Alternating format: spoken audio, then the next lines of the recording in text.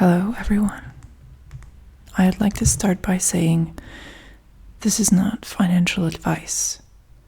This is spiritual advice based on my experiences and what I've learned from playing the stock market since the beginning of 2020 when I started. So these revelations are meant to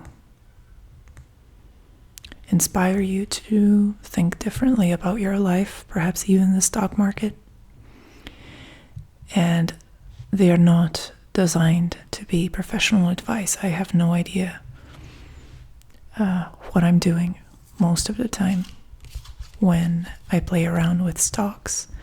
But I thought it would be interesting to share some of the truths, or perhaps these guidelines that I was able to extract from what I've learned there. Number one is when down, invest.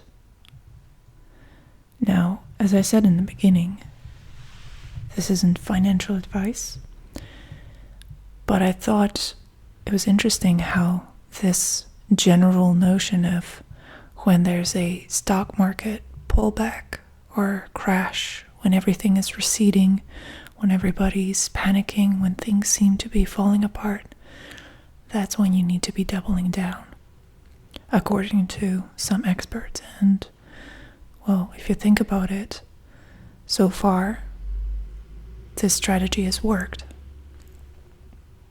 for many people. But I thought it was interesting that this strategy could be applied to your actual life, your spiritual life. When you feel like the world is coming to an end, when you're going through heartache and pain of epic proportions, when you feel like you cannot go on anymore, that's your time to invest into yourself. That's your clue that since you're not able to do pretty much anything else, since you're so severely beaten down by whatever has happened to you, your only way is up. Your only path forward is to keep investing into yourself. Let's say you're going through a hard time because of some personal romantic trauma that you're experiencing. That's when you can start thinking about occupying your mind and taking this time of recession, of spiritual recession, as an opportunity to invest into your skills, to learn something new, to study, to start working out.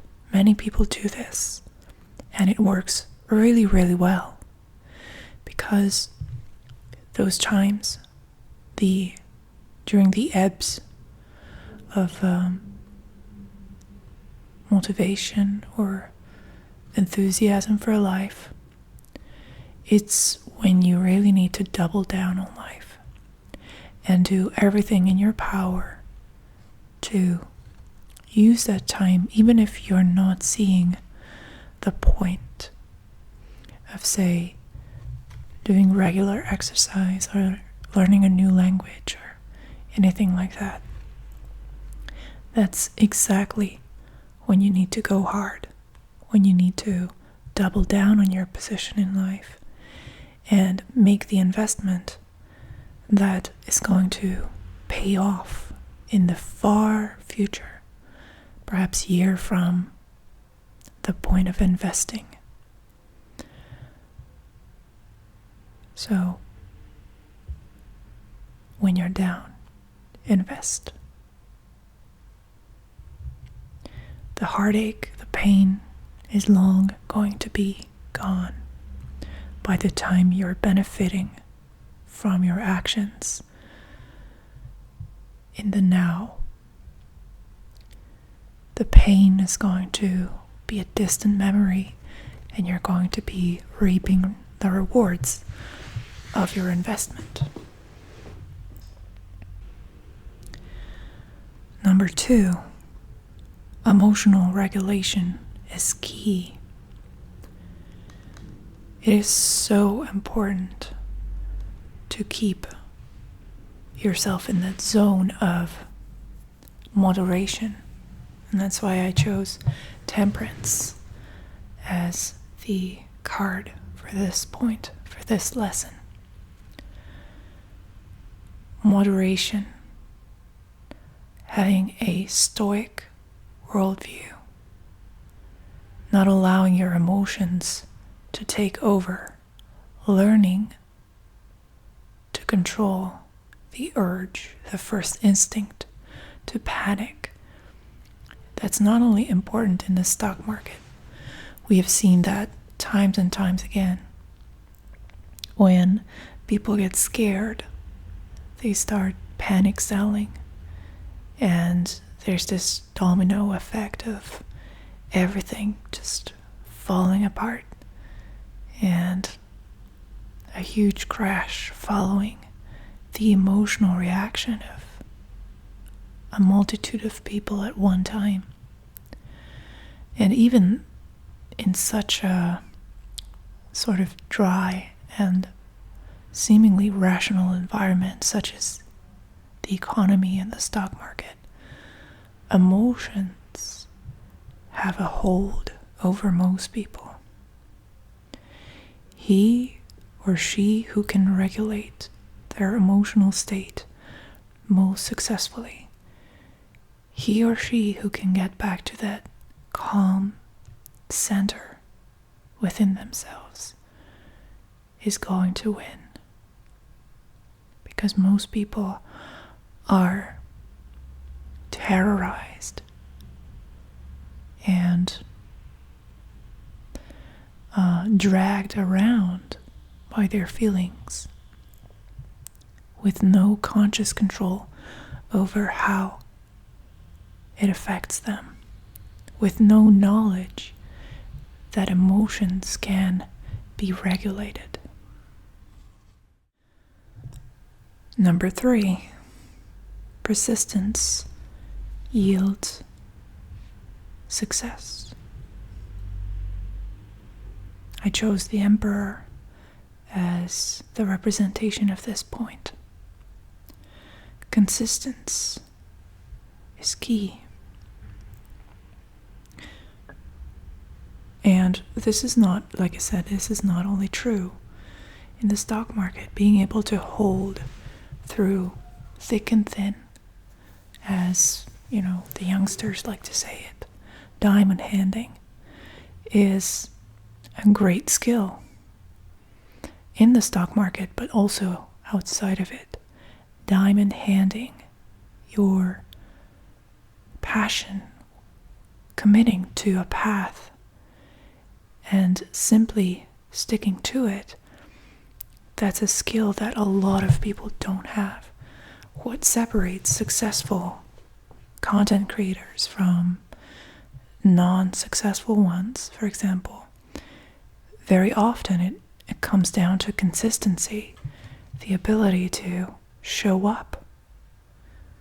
I think it's a quote from Woody Allen. He once said, half of success in life is showing up. Nothing could be truer. Half of success in life is simply showing up for yourself, showing up for others, just being there, participating. And I also would like to equate this or relate this to the worst movie ever made. I don't know if you've heard about it. It's called The Room. And the nickname comes from the ridiculous writing, directing, acting that goes on in the film. but it's so ridiculously bad that it has gained cult status. But what's really interesting to me about this story is the persistence, the incredible stubbornness of the creator, Tommy Wiseau. Before the film became a hit, he used to advertise on these billboards. He used to try and make himself and his movie famous by any means necessary. He kept on advertising it, he kept on marketing it, and eventually people became aware. And if he can do it with such an awful movie that is so awful that it's almost unique and artistic, if he can do it with something like that, surely you can do it with whatever you want to make famous, or whatever you want to make happen in life. Persistence is key. Number 4, you control the narrative. Whatever happens to you in life or in the stock market, you have no control over it most of the time. If the stock price goes down 40-50%, there's no way in hell that you can will it, that you can wish it to reverse. You have no control over what happens, but you have full control over the narrative. You have control over what it means. The interpretation is yours. Louis C.K. once said, I think he was in the process of filming his wonderful series, Louis. And in one of the scenes, they had to use a helicopter and also to brake a car or something like that. And he was in a heated argument with one of the managing directors of the broadcasting company, trying to make him see that it was a necessary investment.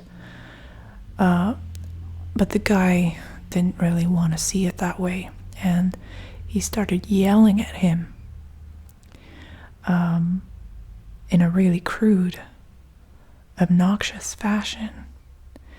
And Louis C.K. said that at that moment, all he could think about was, wow, I've made it. I've made it in life. This super famous, super powerful, super well-known guy, the head of this broadcasting company, is yelling at me. There are always two ways of interpreting, at least two ways of interpreting your situation. You can go with the victim narrative, but that's of course a lot less empowering than finding a way of looking at the situation from a main character perspective. So you can say, poor me, I'm such a loser for losing, 20,000 K in the stock market. Or you can say, I'm so fortunate and it's so cool that I could afford to lose this much. Again, this is not financial advice, and please manage your risk as well as you can. But inevitably, sometimes you're gonna lose, and it depends on your mental state, your psychological state depends on how you interpret the loss.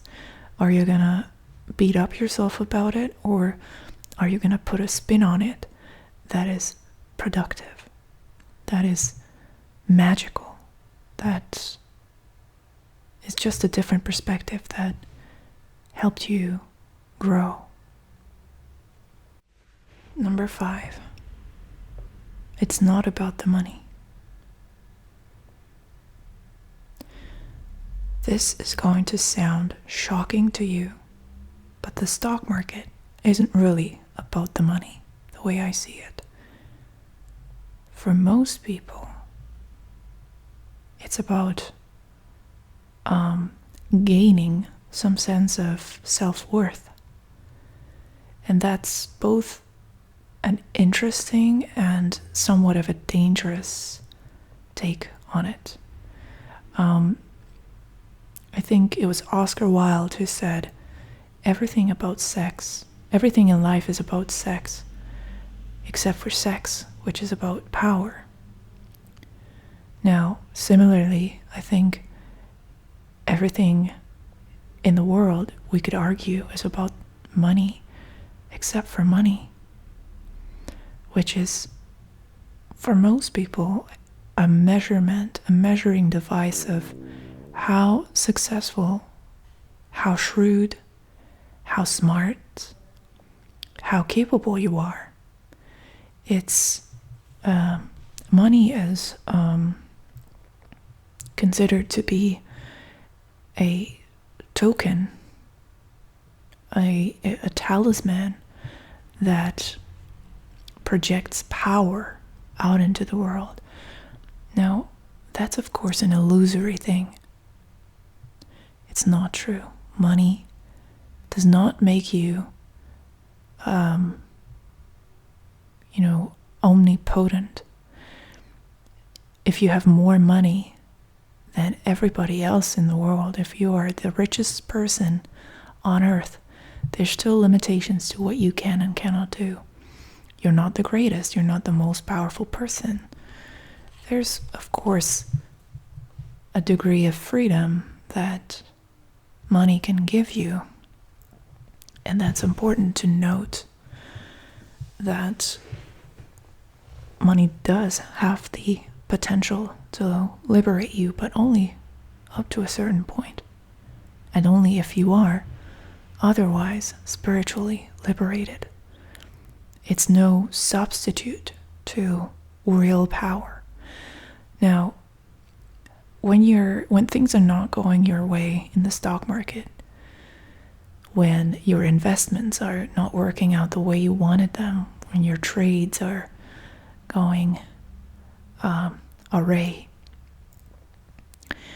notice the feeling that arises from that.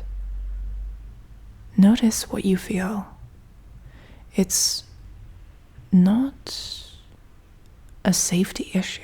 It's not like you're, in some extreme cases, we've seen that, especially in the circles of Wall Street bets.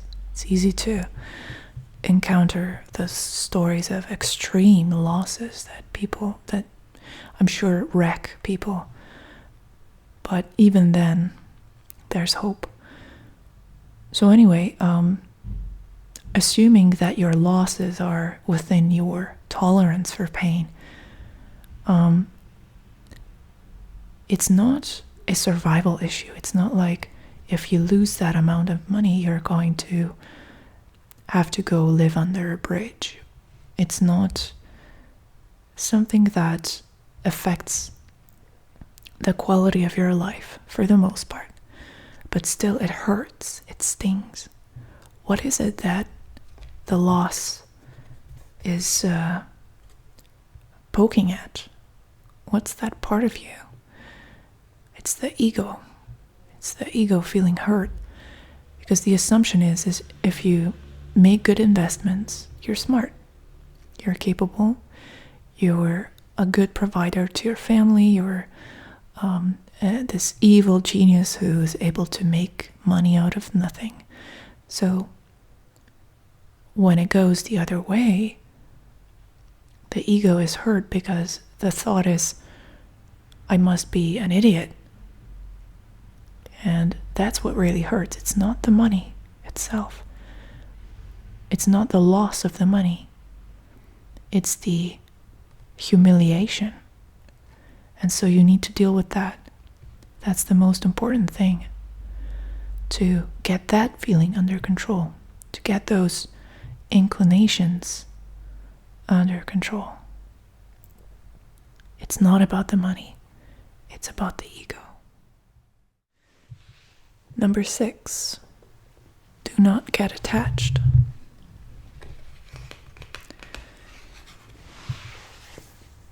Growing fond of an idea, of a strategy, when it's failing, is a very dangerous thing in the stock market.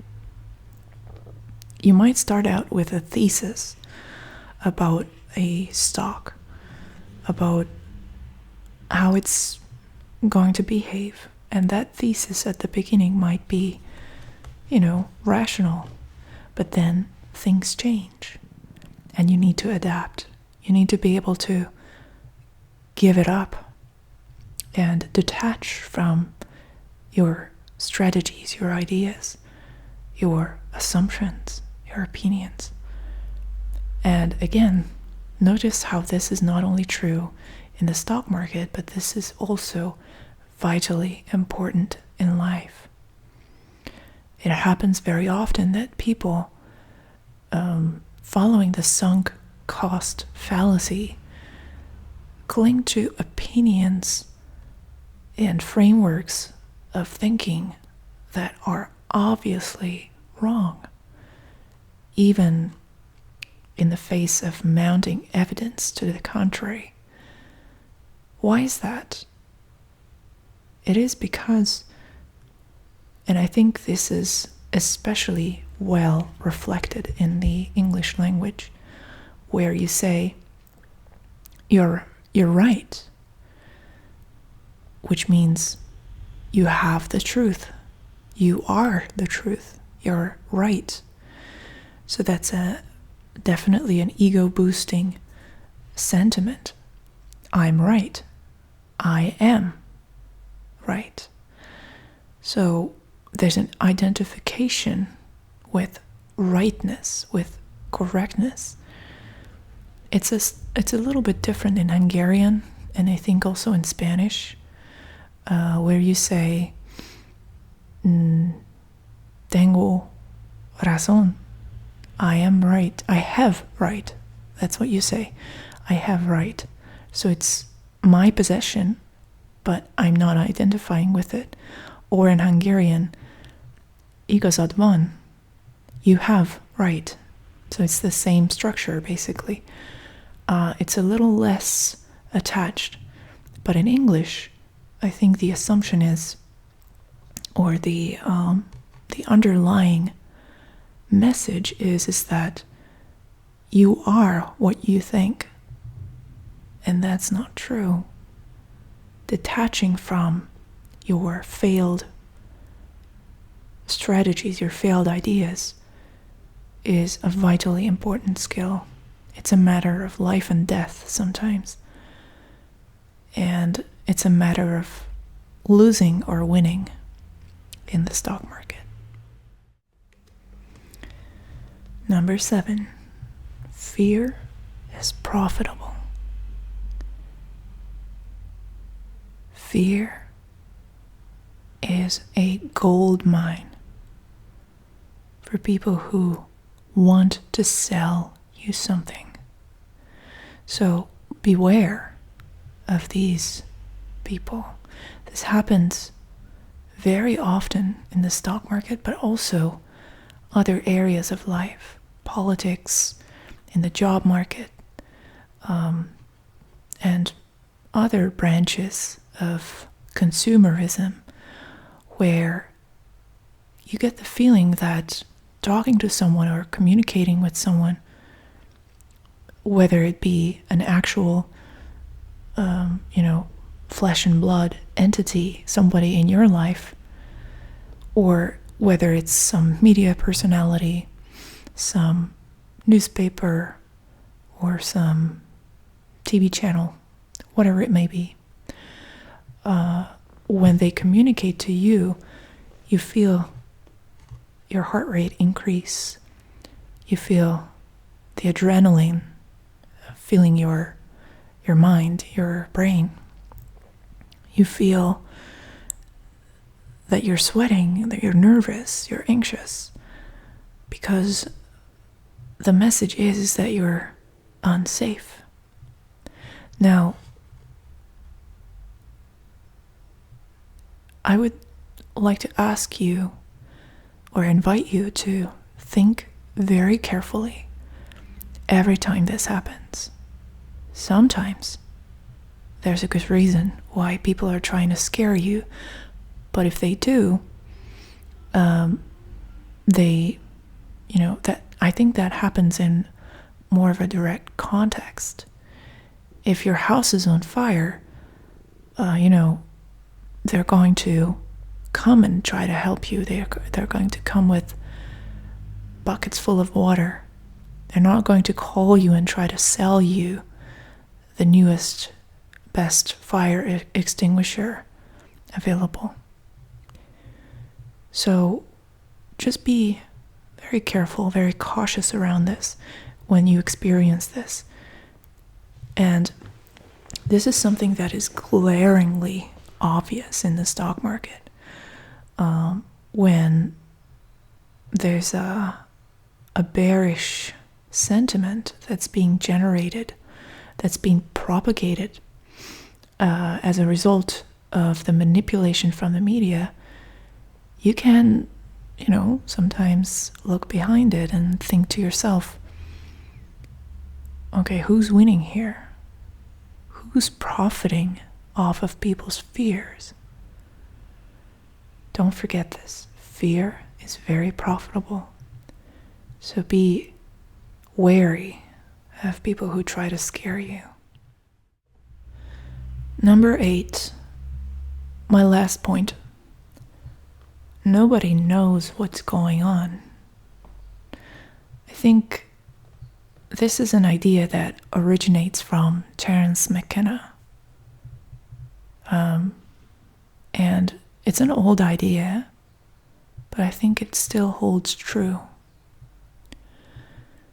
Nobody ultimately knows what's going on. This is why I think conspiracy theories are so rampant, and this is why people get so attached to certain conspiracy theories, because we want to think that at least some people out there have a clear picture of what is going on.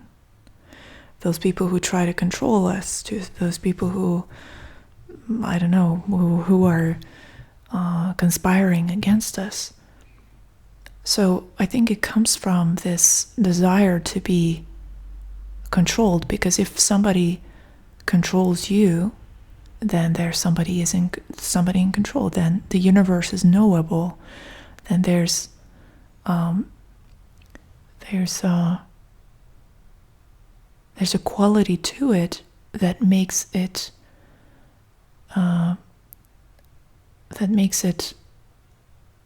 controllable. So if I can be controlled, that means the universe is controllable, and ultimately I have a chance to control it.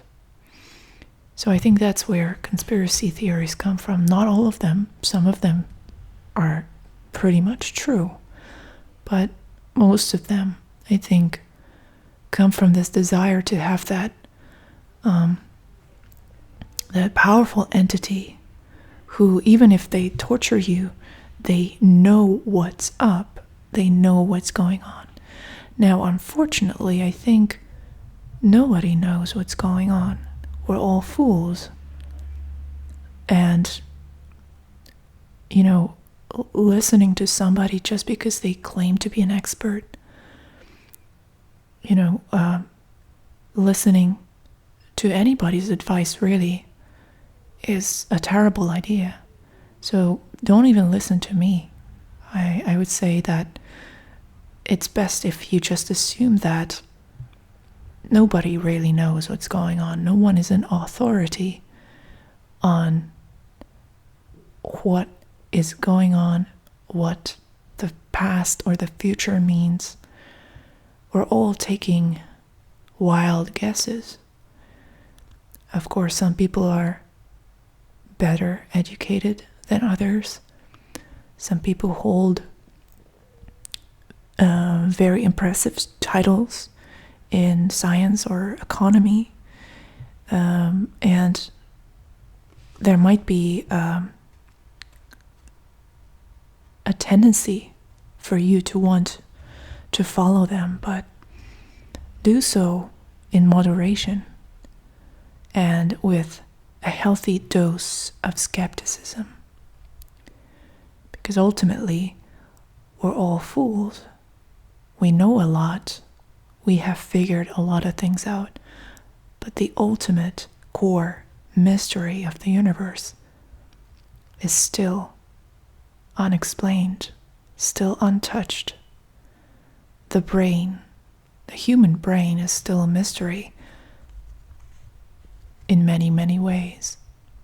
And what ultimately controls our existence, or what the rules of the game really are, that's unclear. And I wonder if we are ever going to get to a point where we understand everything, but I don't think it's going to happen anytime soon. So, in the stock market and in life, don't go into it thinking, oh, I'm just a fool, I don't know anything. Well, maybe you're just a fool, but you're no different than any other fool on the playing field. And especially with the the spread of popularity of the internet and of forums and social media platforms that allow us to process information, to get access to information without the limitations that existed, say, 100 years ago, or even 50 years ago. So that is a great advantage. So we are all fools augmented with these crazy, amazing technologies that you can take advantage of. Think of the GameStop story. It was started by a fool, someone who saw an opening, someone who saw an opportunity and jumped on it, and then other fools followed. And look what happened. It was such a powerful event this year. I think it's a historic event even, and it just speaks to the power of the individual. Even the ones who have no qualifications, no expertise in this stuff. So I hope that you enjoyed my insights. I'd love to hear what you think. So if you have any ideas, leave them in the comments. And I hope to see you in our next video. Bye bye.